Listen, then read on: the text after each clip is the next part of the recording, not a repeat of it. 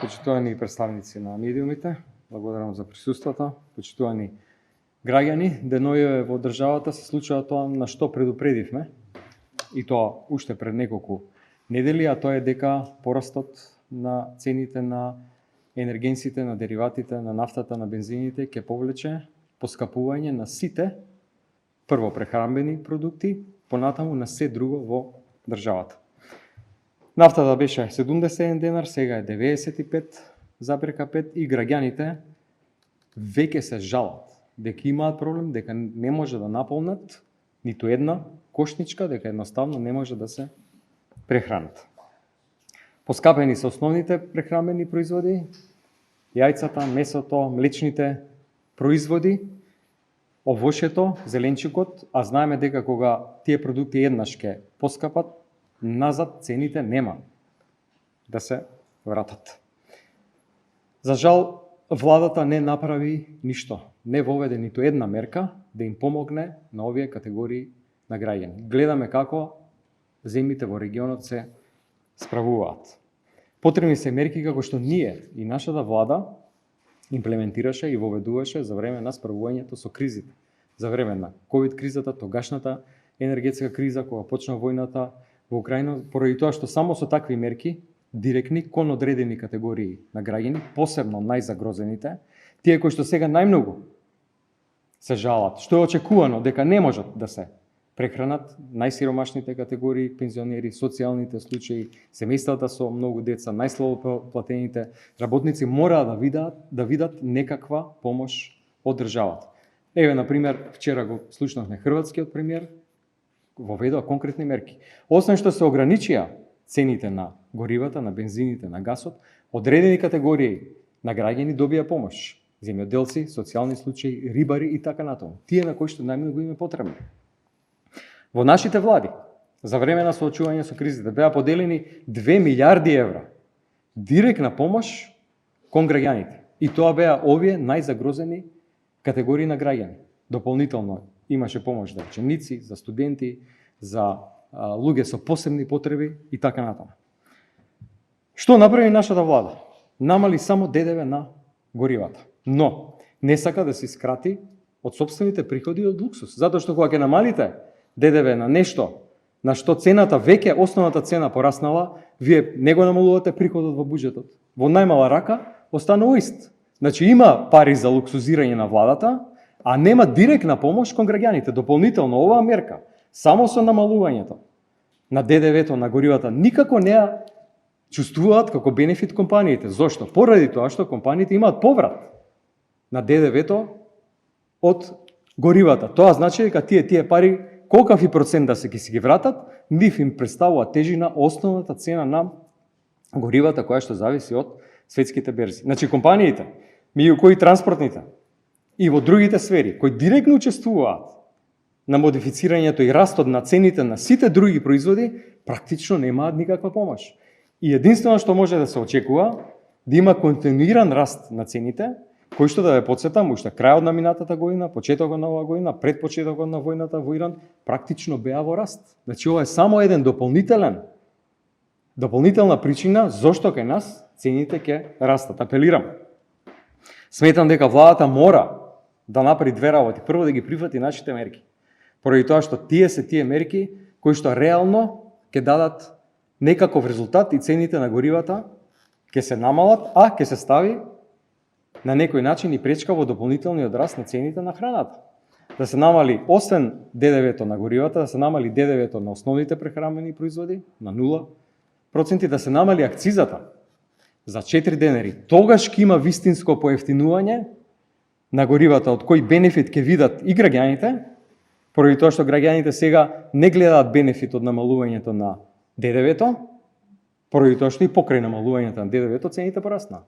Со намалување на акцизата, цената на литар гориво ќе се намали. Од тоа директен бенефит ќе имаат и компаниите. Нема да влијае тоа во дополнителниот синџир на раст на другите цени, на кои што бизнисот влијае поради тоа што се соочува со поголема цена на горивата. Понатаму намалување на цените на патрините. Мора да им се олесни на луѓето во оваа тешка криза. Дополнително, како втора работа на се ова, посебни пакети мерки за посебни категории на граѓани, за социјално загрозените, луѓе со посебни потреби, најсиромашните пензионери, луѓе со ниски примења, семејства со повеќе деца. Се тоа што ние го правевме за време на кризите.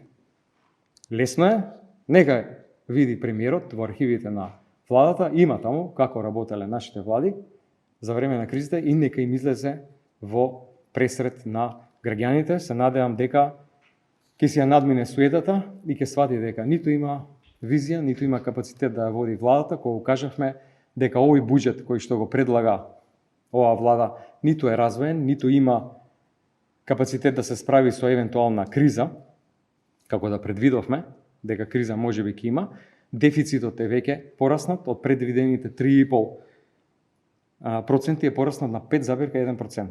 Толку од предвидувањата и од менаџирањето на буџетот од премиерот, поради тоа што очигледно е дека се нема капацитет оваа држава да се води како што треба. Ви благодарам. Добро, тоа целосно личи на начинот на кој што ВМРО-ДПМН го користи за да ја управува државата.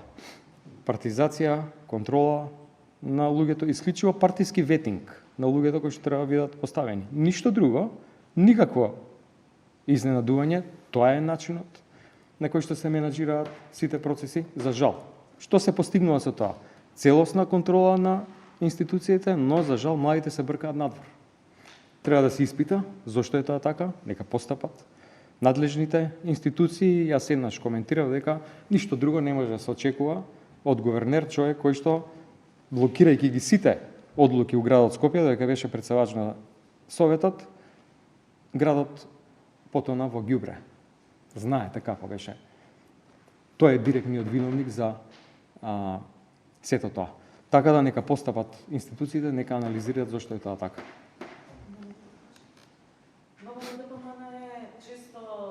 Во последните денови коментира дека ваш пиар е Башановиќ и дека се работи за коруптивен лик. Дали соработува со вас, со вашиот пиар и колку пари ќе има во тоа? Добро, јас на тоа прашање веќе одговорив. Ние немаме пиар со човекот кој што го посочува ВМРО-ДПМН, со Башановиќ. Јас немам никаква врска со Башановиќ, партијата нема никаква врска со Башановиќ. Немаме српски пиар. Ние имаме наш пиар. Меѓутоа, што е битно во контекст на ова прашање? Суштината е зошто ВМРО-ДПМН не одговара на прашањата кои што ние ги поставуваме. Туку прави дефокус. Како премиерот да е обседнат со српски пиар и со Хариџиновиќ. Тоа му се него одговорите. Ние го прашуваме што ќе прави со кризата, тој избори Дубај. Помош за граѓаните, тој избори Хариџиновиќ. Помош за земјоделството, за социјални случаи, да се намалат цените на горивата, он збори Башановиќ. Тоа се вистинските прашања. Зошто дефокусираат и не одговара на суштинските прашања кои што им тежат на граѓаните? Нека си ги бара србите премиерот во најблиските негови редови, конкретно србите што соработуваат со Путин и кои што седат на столчето до него у владата.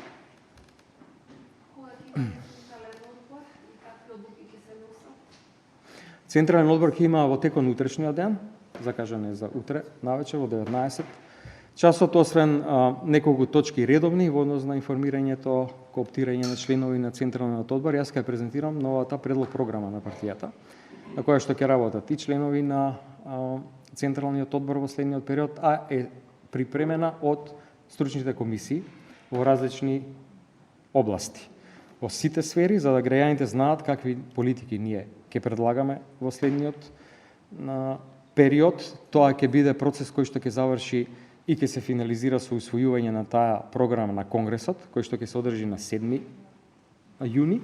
На Конгресот еден ден претходно ќе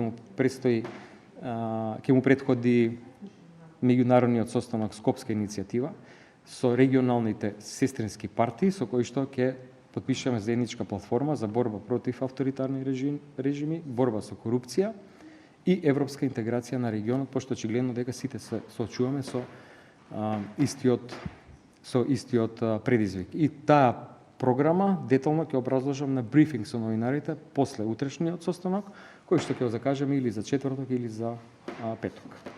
Дали ќе се очекува и разрешување за да се стават на дневен ред?